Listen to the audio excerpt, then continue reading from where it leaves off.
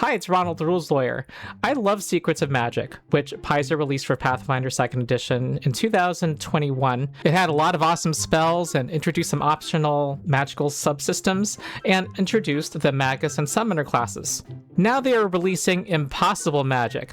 It's kind of a version 2.0 of Secrets of Magic, now released under the remaster, under the Orc license. They update those classes for the remaster, add 2 new classes, and add a whole bunch of other stuff, which we'll cover. Now, a big preamble. I'm a very busy guy, and so I'm doing a single video to cover this entire book. I've heard great things from other people, and FYI, there are some more thorough videos that go into detail into different parts of this book that you can find out there. This will be a digest of what's in here, and I'm tailoring it both for people who are new to Pathfinder 2e and or are checking it out, and people who are here just to look for the changes in the classes. Also, I was beaten out by some other content creators. In fact, I only got my PDF after the street dates. So those things you heard about Paizo's layoffs affecting what they can do, well, I can confirm they're real. The person who was supposed to send me a PDF actually is assuming 2 people's jobs at the moment. Hopefully they can get through this. My next caveat is that I've not been scouring the forums. I've actually been looking at this book at my own leisure. I've had a really crazy month, and I just wanted to look at this for enjoyment and cover it out of enjoyment. So I may get some things wrong, I may miss some things. Just please supplement what I say in the comments. It'd be nice. First, to introduce myself, I am Ronald, the Rules Lawyer. I'm a lawyer who runs tabletop role-playing games. My preferred systems are Pathfinder and Starfinder 2nd Edition. Support my Patreon. I don't make money as an attorney. For the reason why, look at the video whose thumbnail is on the screen. Supporting my Patreon gives you ad-free early access to most of my videos and exclusive content. This book adds 2 new classes, which brings our total to 29 official classes for Pathfinder 2nd Edition, which is great. Each plays differently, and each class offers a lot of variety within them. I'll cover the 4 classes here, but first cover the 2 that are returning, which are now being remastered. The first is the Magus class. It's our Gish class, who combines weapon fighting with magic. It casts spells from the arcane spell tradition, and its core mechanic is Spell Strike, which costs 2 actions. You make a strike with a weapon or unarmed, and after you resolve that, you also resolve a spell that you're casting at the same time. It needs to be a spell that can target an enemy or include it within its area. If your spell called for a spell attack roll, you use the result of your weapon strike to determine if your spell hits. If it called for a saving throw, they just do a saving throw, even if your weapon attack missed. However, if you critically failed on your weapon attack, then the spell whiffs. Which is interesting. From the outset, you're not taking a big gamble on a big Nova Strike. You can now use those kinds of spells to effectively take 2 bites at the apple, mitigating bad luck. This is a buff from what existed before. Before, you needed to take a class feat in order to be able to attach a spell that called for saving throw. You can attach area effects like Fireball, but they only affect the enemy you're striking. You can do Spell Strike at the start of combat, but you need to spend an action to recharge it. Alternatively, you can cast one of your focus spells, which I'll explain soon. You can also enter a stance called Arcane Cascade, imbuing your strikes with extra magical damage. Before, you had to cast a spell in the same turn before you did this. That restriction has been removed. You also take a subclass, which gives you a hybrid fighting style, such as fighting with ranged attacks and thrown weapons, or fighting with a shield. 2 new ones allow you to fight with 2 weapons in hand, or with guns. Here is Laughing Shadow, which is about being mobile and teleporting around the battlefield. Each subclass gives you a focus spell, and focus spells in Pathfinder 2e you can repeatedly cast throughout the day. You just need 10 minutes to get back a focus point. Laughing Shadow has Dimensional Assault. You spend only 1 action to teleport half your speed, later your full speed, and make a strike, all with only 1 action. Each subclass also gives you Studious spells. Basically, when you cast these spells, you get to enter Arcane Cascade as a free action immediately after, which is also a change from before. Before, Studious spells were extra spell slots you got as a Magus, but that's no longer necessary because of this next change. Before, a Magus only had 4 spell slots per day, no matter how high level they were. But now, they get 2 spell slots per spell rank. So that's a buff, giving you greater versatility and some more endurance throughout the day. And that concludes my Magus coverage. There are a lot of feats to talk about, but I'm not covering them in this video. This video would be too long. So I hope I whet your appetite to look into the Magus and this book and or the system as a whole. The next remastered class is the Summoner. The name is kind of a misnomer. They're not focused on summoning a lot of things into battle. They've been what I've been calling the magical friend class. You get a very customizable extra-dimensional friend who you can summon into battle. Now, admittedly, not much has changed in the remaster. But first, here are the basics on this class. You get an Eidolon, and there are 13 Eidolon choices. There's the Beast Eidolon, there's the Construct, there's the Plant, Demon, Dragon, there's many more. Each has unique abilities, like the Beast has Beast Charge, Primal Roar, and Whirlwind Maul. And they also determine which of the 4 traditions you cast spells from. Interestingly, you and your Eidolon share the same HP pool. And you basically have 4 actions between you instead of the normal 3 per turn. Basically, when one of you does something, the other can do a single action immediately before or after. Part of what you're juggling also is that you have this 1 action focus cantrip called Boost Eidolon, which makes them do extra damage for a round. You also have the focus spell Evolution Surge. You get to spend a focus point to give them a temporary special ability for this combat. It gets more versatile and powerful as you level up. You can eventually make them a huge creature or give them a fly speed. You can get more focus spells and focus cantrips from feats. Now, what are the changes? Well, the big news is that you get that same big increase in spell slots that the Magus gets. Also, each Eidolon you can choose doesn't have 2 sets of attributes anymore. Now you're given a single line of stats. However, you can choose whether they are strength or dexterity focused. +4 goes in one, +2 goes in the other. And there are also some necessary changes to adjust to the remaster, like removing alignment restrictions and replacing some spells. Now onto the new classes, the Necromancer. This one's cool. It is an occult spellcaster, and they are a prepared caster. Their spellbook is their body, their dirge. It's within them. This and the Runesmith both went through an open public playtest, and I covered them earlier on this channel. So what is the core of what the Necromancer does? Well, they can create thralls on the battlefield, undead servants that you can raise. They do your bidding, and you can destroy them for various effects. But they only have 1 hit point, and they're not good at defending themselves at all. Enemy attacks always hit them, and they always fail their saving throws. Now, this action has a significant change from the playtest. Before, it gave you 1 thrall when you used the action, and it increased to 4 as you leveled up. Now it's just a flat 2 thralls you get at all levels. And also, it no longer lets you make a free strike with one of the thralls when you summon it. Though a subclass does kind of replace that, as we'll see soon. Next, I have to mention what they get at level 3, this cool ability. It's a reaction called Inevitable Return. When an enemy who's small or medium within 30 feet of you dies, you get to raise them as one of your thralls. Now, this changed from the playtest. The playtest didn't require that they be small or medium, so alas, we've lost the ability to raise a gargantuan creature using this ability.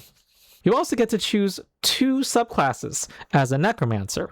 First are the Grim Fascinations that we saw from the playtest, which give you a focus spell and also an enhancement to your thralls. Here is the Spirit one, where your thralls resemble ghosts and spirits. Your focus spell Life Tap lets you destroy a thrall to transfer an enemy's life force to heal one of your nearby allies. And also, when one of your thralls attacks, you can choose to not have it do physical damage, but spirit or void damage instead. There are several Grim Fascinations, and I won't go through all of them. And as I said, you get a second subclass choice, a Fatal Method. You get to choose either to be a Puppeteer or Reaper. Now, what are they? The Puppeteer lets you summon 1 extra thrall per round when you use the Create Thrall action, so you get to spam the battlefield more. And also once per day, you get to destroy a thrall to get a focus point back in a pinch. The Reaper lets you be more of a fighter while you are doing your necromancy. You're proficient with martial weapons and medium armor. And also, once per round, when you create Thrall, you can make a melee strike as a free action, so long as the enemy is adjacent to one of your Thralls. So this incentivizes you to be a melee combatant, not ranged. So if you ever wanted to be the Grim Reaper, this allows you to be, though not nearly as OP. There's a number of other significant changes from the playtest. First, your thralls don't just stand there anymore. You can do things with them. You can command them. You can make them strike and also move around. They can crawl, drop prone. They can also interact with objects. They can do simple interactions with objects. Their strike uses your spell attack modifier, by the way, and you share the multiple attack penalty. So if you make a spell attack and then command a thrall, the thrall will be less accurate, and vice versa. You also get a new cantrip. In addition to Create Thrall, you get Thrall Charge. Spend 2 actions to tell one of your thralls to move and then make a strike, with additional damage. You can also destroy the thrall for a little bit of extra damage. And there are other reasons why you might want to destroy a thrall, by the way, but I won't go into them. You also get 2 focus points at level 1 now. In addition to the focus spell you get from your subclass, you also get Necrotic Bomb. 2 actions to destroy one of your thralls to do void damage in a 10-foot emanation around them. By the way, you also get to destroy one of your thralls while exploring to get 2 focus points back in 10 minutes instead of the usual 1. Mastery of Life and Death has been buffed. That was the ability that made you less screwed when an enemy was immune or resistant to your vitality or void damage. It is now clearer and buffed. Basically, when you do vitality or void damage, you get to choose for each target which of those 2 damage types you do. Another thing that's new is that as a Necromancer, you can now ignore those annoying limitations you sometimes found within spells that said, oh, this spell only affects the living or the undead. The last significant change from the playtest that I noticed is that your thralls don't squat in their square. They are movable. So you can't basically immobilize an enemy by putting a few skeletons around them in choice places. They are pushable, and you treat the square that they're in as difficult terrain as you push them. The second new class is the Runesmith, which I describe as basically a martial who's also spellcastery in that you can support your allies with a variety of effects, kind of like spells. It's like the Magus and Summoner in that this feels like a hybrid class between martial and caster. Here you're interweaving magic while fighting. You're proficient with martial weapons and medium armor, but you only have 8 hit points if you can see that, but trust me. Your proficiency with weapons, your journey up to expert and master, is like that of other martial classes. And the DCs of your runes advance like spellcasters' proficiency with their spells. So what are runes? Let's talk about their core mechanic. You can place them on your allies or enemies. They do a wide variety of things, and I'll show some examples. But they basically have a passive effect and then a special effect when you invoke them. There's 2 ways in which you can use them. First, you can etch a rune. You can etch up to 2 runes at once. You got to do this outside of combat. You can do them in your morning preparations or take 10 minutes to change which 2 runes you have that are etched. The second thing you can do is trace a rune. You can spend 1 action to do it on an adjacent creature or 2 actions to something within 30 feet. Now these last only until the end of your next turn, however. And lastly, you can spend 1 action to invoke up to 2 of your runes that are within 30 feet of you. Those runes can be traced or etched, and once you invoke them, the runes fade away. This represents a change from the playtest, which imposed no upper limit on how many runes you could invoke at once. Now, there's a controversy in the community as to whether you need a free hand to trace a rune, because you need to wear an artisan's toolkit, and the rules pretty clearly establish that you need a free hand to use a worn artisan's toolkit. However, co-author Joshua Birdsong said in a recent interview with No Direction that you don't need a free hand. But that is weird because there is this level 1 feat called Smithing Weapons, whose main benefit is that it allows you to trace runes using a weapon instead of a toolkit, basically freeing up your hands to just wield weapons. So apparently you need that free hand without this feat. However, the Iconic has a glaive, a 2-handed weapon that fits in none of these weapon groups. This rules lawyer yearns for rules clarity. Now let's look at some of these runes, and there are a lot of them. There are 44 by my count, and you can know 4 at level 1 and eventually 12 at high level. At level 1, you can choose from 16, and here are a few of them. Esvadir, Rune of Whetstones. You draw it on a weapon or unarmed attack, and they get to do 2 persistent bleed damage when they strike. It needs to do piercing or slashing damage, of course. And when you invoke this rune, remember it disappears, it does 1d8 slashing damage to a creature adjacent to the rune bearer. These scale up as indicated. This calls for a saving throw. Note that tracing a rune on a foe automatically succeeds, but a lot of these invocation effects that I've seen call for saving throws. Next is Ran Shu, Rune of Thunder. You want to do this on an enemy. Basically, if they don't do a move action on their turn, they're struck by lightning. 3 electricity damage, and when you invoke it, they take 1d8 electricity damage. Next one is Zoc, Rune of Homecoming. The bearer gets a plus 15-foot status bonus to speeds, but only while moving towards you. And you can invoke it to teleport them next to you. You can see interesting uses for this in battle. Level 5 introduces a bunch of diacritic runes. These are runes that modify other runes, and there's a lot of them. Here is N. Basically, you pronounce this before the name of the main rune, so we can have En Ran Shu. This makes it so that when you invoke the rune, it affects not just the target, but also every other creature within a 15-foot emanation around the creature. So you can have a little electricity explosion in the case of En Ran Shu. By my reading, the diacritic rune requires the same action cost as applying a base rune, so it might cost quite a few actions to pull this off. Meanwhile, a base rune can have only one diacritic rune on it. The last rune I'll show is a high-level one, Rovan, Seal of the Dead Vault, and this one's really cool, and in fact, I think I highlighted it in my playtest video. You give them a huge minus 20-foot status penalty to their land speed, minus 40 to other speed types, that's huge. And when you invoke it, you basically try to swallow them with the ground. You can slow them, but if they critically fail, they basically are buried in a massive compressed sphere of earth, which can petrify them. And over the course of a year, a small hill forms, and on top of it, a stone with the image of the rune remains. Highly dramatic. So those are the classes, and now I'll go over the rest of the book. It introduces 7 new archetypes. In Pathfinder 2e, you have a base class, which is your class, but you can forego class feats to take archetype feats, which can give you abilities from another class or just from a theme that is not associated with any class. Like this first one, the Captivator, who basically does mental and illusion magic. The Hedge Mage is a witch doctor who can cast any of the 4 magical traditions. You choose one when you take it. The Living Nexus, who's a magic magnet and can manipulate it. The Soul Forger, who infuses a weapon, a suit of armor, or a shield with some of your life force that can do a powerful ability once per day. The Spell Shifter, which lets you affect and alter spells cast around you. Next is the Veil Dancer. The Shadow Dancer from 1st edition Pathfinder makes a return, but this one is not limited by areas of darkness. You can conceal and hide yourself and teleport around the battlefield. Lastly, there is the World Rouser, who's nature-themed. You can wake the world in some area in the battlefield and create magical effects in it. Next, Wizards got some more love, which is nice after the remaster, which kind of gave them very little that was new and left them as the generic spellcaster. They have 4 new arcane schools and 9 new class feats. We also get more heritages and feats for the Automaton ancestry, which made its first appearance in Guns and Gears.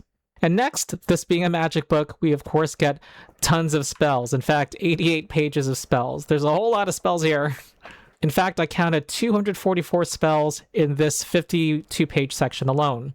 Many of them are reprints from Secrets of Magic, but apparently 130 of them are new. And my source for this claim is this very thorough review of the spells done by Wonton's workshop, link in the description, who does an analysis and rating of all the new spells. And they say that many of the Secrets of Magic spells got very little change. One significant change is that all of the spells that took 2 rounds to cast, you don't need to spend 3 actions on the second round anymore. You only need to spend 2 actions to complete the spell, which is nice. You get to move if you need to reposition yourself before or after finishing the spell. Next, and this accounts for the name of the book, we get impossible spells. Now these look really cool. They are spells that are completely overpowered for their spell rank. However, they can only be cast once during the caster's lifetime. Game masters are encouraged to make these exceedingly rare, only available after considerable effort, maybe the prize of a quest, or a key moment in a story. They could be made available in any kind of conceivable vessel, like a scroll, a tome, a staff, but such item is destroyed upon the casting. You have to be a spellcaster to cast one of these. These spells are inherently more powerful and are harder to counteract. Any attempt to counteract them is treated as 1 degree of success worse. And you also face consequences after casting an impossible spell 1 hour later, called a lethologic mark. Some mark appears on your body and something bad happens. And there are only 5 impossible spells described in this book. I would have loved to cover them in my own video, short video, low effort video, but I'm sure someone out there has covered them all.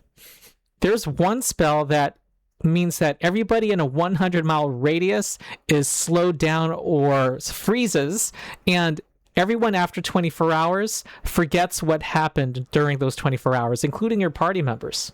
But there's one that I will show on the screen called Under Sunless Skies. It's a rank 9 spell. 3 actions. You have to spend 50,000 gold on reagents. And I just have to read this out. It's a 1-mile burst centered on you. A long-forgotten army in the Darklands attempted to clinch a crucial battle by blacking out the sun with an impossible spell. The sun goes dark across the entire area of the spell, manipulating your enemies and giving your allies great resilience. The spell's area comes under a 9th rank darkness spell. You and all allies in the area gain greater dark vision. So enemies with regular dark vision, they're foiled by this spell because the darkness spell is 4th rank or higher. You get 40 temporary hit points and a +3 status bonus to saving throws for the spell's duration, while enemies get a -3 status penalty to will saving throws. Whenever you fuel the spell, now I didn't mention this, but every round you get to fuel it. You spend 1 action and you become doomed. You become doomed 1 the first time, and every time you fuel it, your doomed value goes up. And that's the condition that decreases the dying value you need to reach to die. So if you become doomed 3, you die at dying 1. You can be very dramatic and take doomed 4 and die. Okay, but when you fuel this spell, you cast a 9th rank command spell without expending a spell slot, targeting all enemies in the area. You can make every enemy within a 1-mile radius drop prone, run away, drop a weapon, what have you, with every time you fuel this. Now, what is the downside, the lethologic mark? Your sight becomes easily affected by light. When first exposed to bright light, you become blinded until the end of your next turn. After this exposure, light doesn't blind you again until after you spend 1 hour in darkness. To heal this mark, you must drink a potion created with a vial of black blood created by the Groeton hags of the Sightless Sea. As you can see, these are not something you can just get rid of with a potion. I wouldn't mind a whole book full of impossible spells and artifacts and legendary creatures. Give it to me, Paizo. Secrets of Magic, the previous book, also gave us 13 new rituals. They are reprinted here, except there are 16 more. We get a total of 29 rituals in Impossible Magic. This book just gives us more. There's a list on the screen if you want to pause or look online. I'll just highlight one of the more powerful ones, Borrow Time. It's a rank 9 ritual. This basically lets you and up to 10 other people be in a bubble in which time passes only for you, and you get to do a lot of things while time freezes for everyone outside it. And this lasts either 1 day on a regular success or 1 week on a critical success, which is not going to happen because rituals are too damn hard. However, the time is only borrowed, not created. At some point after the ritual's casting, everyone involved loses the same amount of time that they borrowed, and when they do so, they jump forward in time. Isn't that crazy? This occurs at a time and place the GM deems appropriate. They can experience this at different times, as they do not all need to borrow time from the same point in their lives. Now, this is just really cool, and you can imagine it being used for a lot of interesting use cases. And in fact, I don't know if it should be Ritual 9. It would be cool to see it at lower levels too. Nothing stopping a GM from allowing that. We then get 46 pages of magic items. Oh my god, this book is jam-packed, and I'm sorry, I just don't have time to look through all of them. I'm sure there's going to be other videos out there, posts on the subreddit that cover these, but yeah, here's just some pictures of some of them. They look really cool. Paizo books are like drinking water from a fire hose sometimes. So that wraps my limited coverage of Impossible Magic. Sorry I've been so busy. I used to be able to do deep dives on every new class and do a combat demonstration of them, but it's gotten harder recently due to recent events. However, if you do want to see a combat demo for me, join my Patreon, where lo and behold, I have a video that's already up that's going to be on the public channel eventually, where I create a player character who is a house cat. In fact, it's my cat, Megan, with a human companion. Meanwhile, if there's anything else in this book that I missed, please mention it in the comments. In the meantime, like and subscribe. Also support my Patreon, which gives you ad-free early access to most of my videos and exclusive content. And also check out my Discord. There are thousands of us. We talk Pathfinder 2e and other gaming. And if you want to play Pathfinder 2e, we have a drop-in, drop-out organized play system called Endless Tale Tavern. I have been Ronald the Rules Lawyer. See you next time.